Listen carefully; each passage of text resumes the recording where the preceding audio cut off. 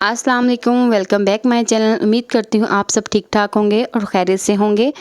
जैसे कि आपको कैप्शन में पता चली गई है, आज मैं बनाने लगी हूँ देगी आलू गोश्त। तो देगी आलू गोश्त की रेसिपी आपसे शेयर करने लगी हूँ। अब आप कहेंगे आलू गोश्त तो हम सब घर में बनाते हैं, इजी रेसिपी है, लेकिन आप इस रेसिपी से बनाएंगे तो बहुत अच्छा बनेगा और देग जैसा सालन बनेगा। तो उसके अंदर देग जैसा इंग्रेडिएंट्स होंगे, देग जैसा सालन बनेगा, उसकी ग्रेवी बहुत अच्छी बनेगी। तो आप लोग अपने घर वालों के लिए अगर आलू गोश्त बनाना चाहते हैं तो इस रेसिपी से बनाएं। आलू गोश्त तो सबको ही बनाना आता है, आई नो, लेकिन अगर आप खाने को पूरे दिल से बनाएंगे तो बहुत अच्छा बनेगा। ये मैं अपनी हर वीडियो में आप लोगों को कहती हूँ।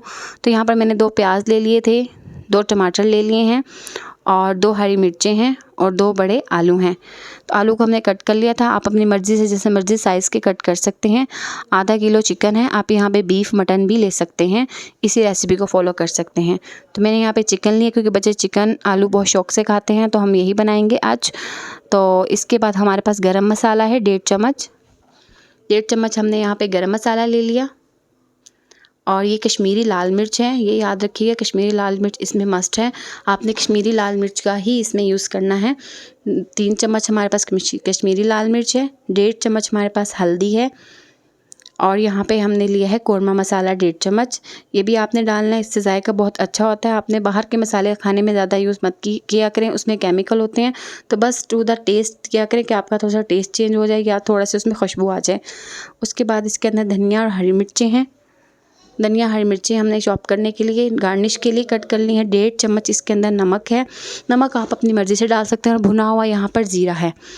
तो ये सब इंग्रेडिएंट्स आप लोगों के सामने हैं।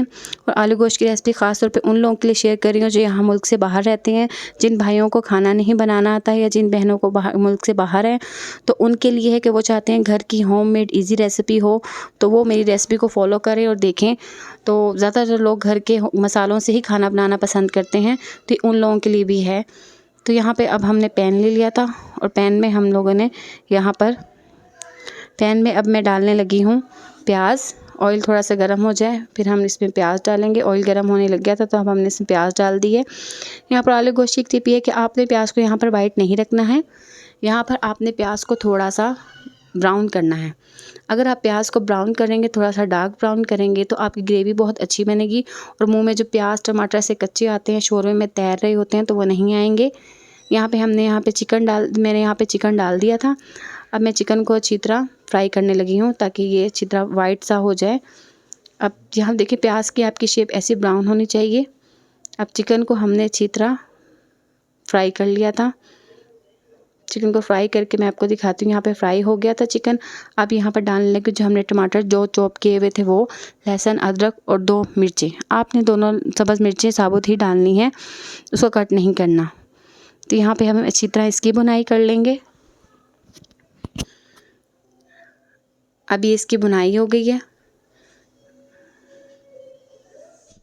इसके बाद इसमें मैंने जो आपको सारे मसाले बताए थे हम वो डालेंगे। अभी ये कश्मीरी लाल मिर्च डाल रहे हैं, इससे ना कलर भी बहुत अच्छा आता है और टेस्ट भी इन्हेंस होता है।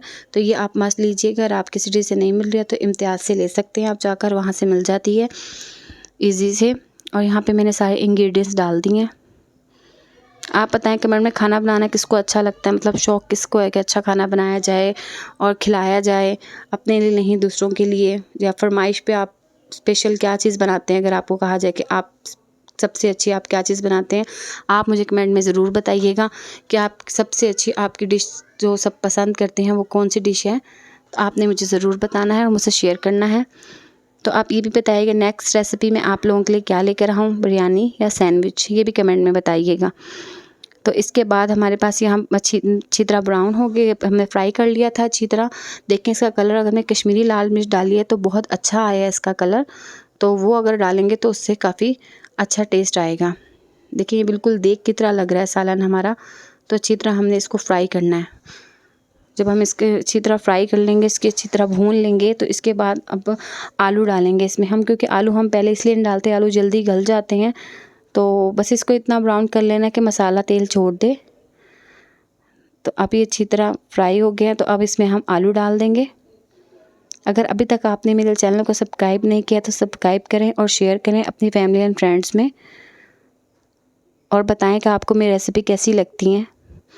اب ہم اس کو اچھی طرح بنائی کرنے کے بعد آپ نے جتنا شوربہ رکھنا ہو اس میں اتنا پانی ڈال دیں۔ میں نے اس میں 1 گلاس پانی ڈالا تھا اور بعد میں تھوڑا سا اور ڈال دیا تھا کیونکہ میں نے بس نارمل شوربہ رکھنا تھا۔ اگر آپ لوگوں نے زیادہ شوربہ رکھنا ہو تو آپ زیادہ کر سکتے ہیں، گریوی ٹائپ بنانا ہو تو 1 گلاس پانی انف ہے۔ تو میں نے 1 گلاس پانی ڈال دیا تھا اس میں، بعد میں تھوڑا سا اور اس کو دم لگا دیا۔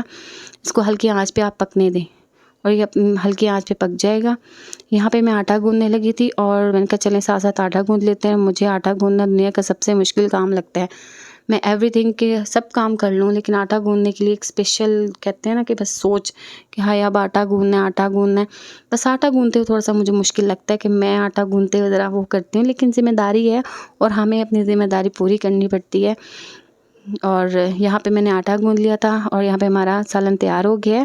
دیکھیں آلو گوشت کی لک کتنی اچھی آ رہی ہے، بہت اچھا کلر آ رہا ہے۔ اسی طرح آئے گا اگر آپ اس ریسیپی سے بنائیں گے اور اس میں لازمی جو میں نے انگریڈینٹس بتائے ہیں وہ یوز کریں گے تو وہ اب یہاں پہ آپ اس کی فائنل لک دیکھ لیں۔ یہ ہمارا مزیدار آلو گوشت ہے۔ اگر ابھی تک آپ نے میرے چینل کو لائک اور سبسکرائب اور شیئر نہیں کیا ہے تو بیل آئیکن پریس کریں اور میرے چینل کو لائک سبسکرائب اور شیئر کریں، اور مجھے بتائیں کہ آپ کو میری ریسیپیز کیسی لگتی ہیں۔ چلیے جی، اپنا بہت خیال رکھیے گا اور مجھے دعاؤں میں یاد رکھیے گا۔ اللہ حافظ، ملتے ہیں نئی ریسیپی کے ساتھ۔ اللہ نے